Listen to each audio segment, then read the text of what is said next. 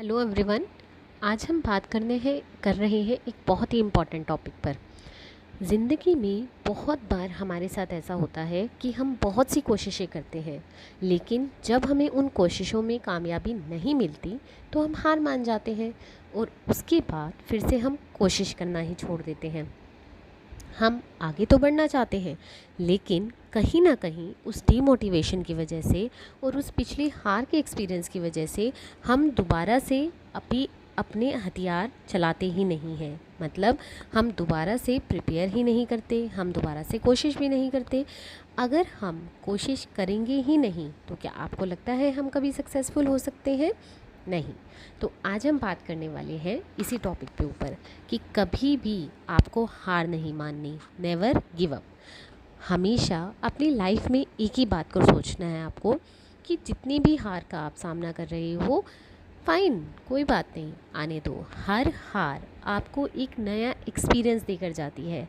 हर हार आपको यह सिखाती है कि किस तरीके से आपको वो काम नहीं करना है। हर हार वो आपको बताती है कि कितने बेहतरीन तरीक़ों से आप उस काम को कर सकते हो।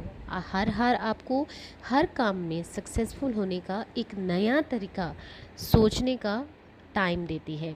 हर हार आपको यह बताती है कि आप में इतनी पावर है कि आप जितनी मर्जी बार आपको हार का सामना करना पड़े, फिर भी आप अपने करियर को या फिर अपनी लाइफ में जो भी आप अचीव करना चाहते हो वो आप अचीव करके ही रहोगे।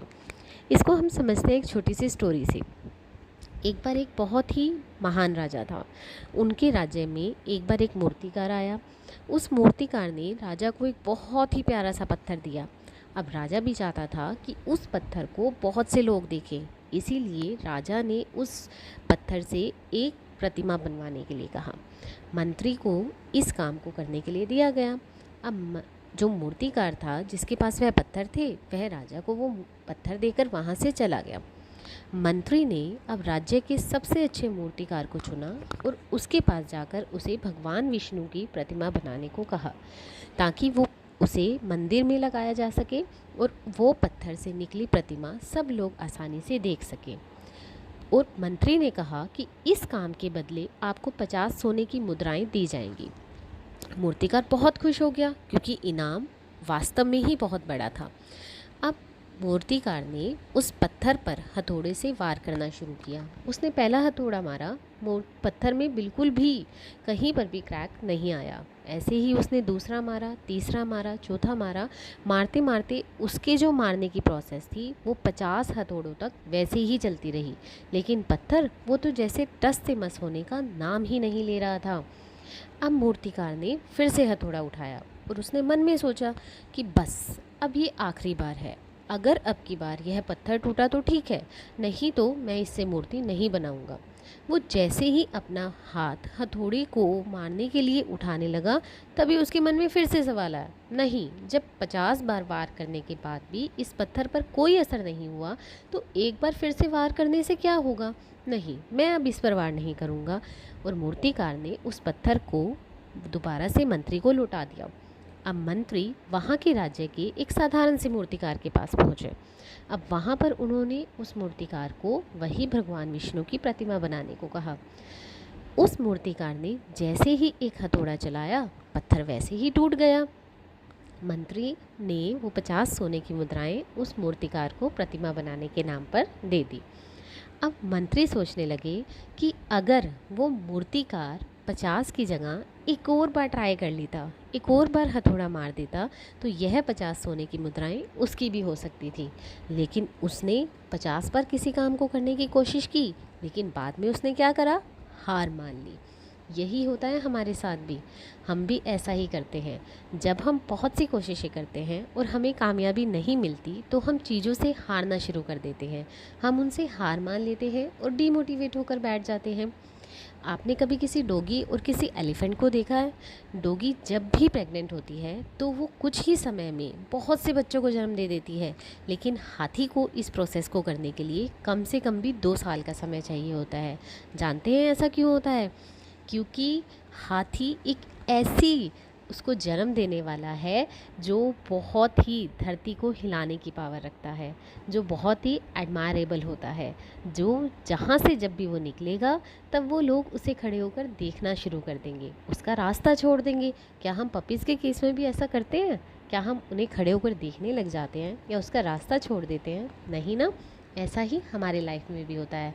अगर कोई भी आपसे कहता है कि आप इतनी बार हार गए हो, अब ट्राई मत करो, चेंज करो इसे, आप इसे नहीं कर सकते हो, यहाँ तक कि अगर आपका मन, आपका दिमाग भी बार बार आपको यही बात समझाए कि नहीं आप नहीं कर सकते हैं, आपने एक चीज़ कभी भी नहीं छोड़नी, वो है विश्वास, अपने आप पर विश्वास। अगर आप अपने आप पर विश्वास करते हैं तो यकीन मानिए आप वो हर चीज़ पा सकते हैं जो आप हमेशा पाना चाहते हैं। एक उस पॉजिटिव सोच के साथ आप हमेशा मोटिवेशन फील कर सकते हैं, हमेशा अपनी लाइफ में कुछ नया करने की सोच सकते हैं। अगर आप हार जाएंगे तो उस हाथी की तरह एडमायरेबल कैसे बन पाएंगे? अगर आप भी अपनी लाइफ में कुछ बड़ा करना चाहते हैं तो याद रखिए, कभी भी हार मत मानिए, हमेशा आगे की तरफ बढ़ना है। तो हर चीज़ को समय लगता है, कोई उस समय के लिए पहले से ही बहुत सी कोशिशें कर रहा होता है, इसके पास वो समय पहले से आ जाता है। कई बार हमारे एफ़र्ट्स में कहीं ना कहीं छोटी सी कमी रह जाती है, जिसकी वजह से हम उस काम को अचीव करने में थोड़ा लेट हो जाते हैं। कई बार हम वही दोष किस्मत को देना शुरू कर देते हैं। नहीं, ऐसा नहीं होता। हमेशा किस्मत वैसे ही आपके आगे खड़ी होती है जैसे आप अपने सबकॉन्शियस माइंड से उसे वाइब्रेशंस दे रहे होते हैं। इसीलिए अपनी वाइब्रेशंस को पॉजिटिव कीजिए, अपने सबकॉन्शियस माइंड में को कहिए कि हाँ मुझे जीतना है और मैं जीत गया हूँ और मैं जीत कर ही रहूँगा। हर बार अपने मन को, अपने दिमाग को यही समझाइए। कभी भी लाइफ में कितनी बड़ी प्रॉब्लम क्यों ना आ जाए, कितनी ही बड़ी आपको कोई भी विपत्तियाँ क्यों नहीं फेस करनी पड़े, आपने सिर्फ एक ही बात पर फोकस करना है, वो है मोटिवेशन, वो है वो वाइब्रेशंस जो हमेशा आपको पॉजिटिविटी फील करवाते हैं। हमेशा ऐसी चीज़ों को ढूंढने की कोशिश कीजिए जिससे आपको खुशी मिलती है। जब आप हार में भी थोड़ी सी खुशी का काम करना शुरू कर देते हैं ना, आप दोबारा से मोटिवेट होना शुरू हो जाते हैं। तो इसीलिए आप अपने विश्वास का दामन कभी मत छोड़िए, पॉजिटिविटी को कभी मत छोड़िए और हमेशा अपने मन को समझाइए कि हमें उस हाथी की तरह एडमायरेबल बनना है। तभी शायद थोड़ा समय लग रहा है और आप अपने गोल को डेफिनेटली वन डे अचीव कर लेंगे। बस इसकी क्या बात आपको याद रखनी है, एक अपने आप पर विश्वास और दूसरा इसी विश्वास के कारण हमें कभी भी हार नहीं माननी। So friends, never give up in your life, कभी भी हार मत मानिए। Thank you. अगर आप चाहते हैं कि मैं किसी भी ऐसे टॉपिक के ऊपर वीडियो बनाऊं तो मुझे कमेंट करके ज़रूर बताइएगा। Thank you. Have a nice day. Bye bye.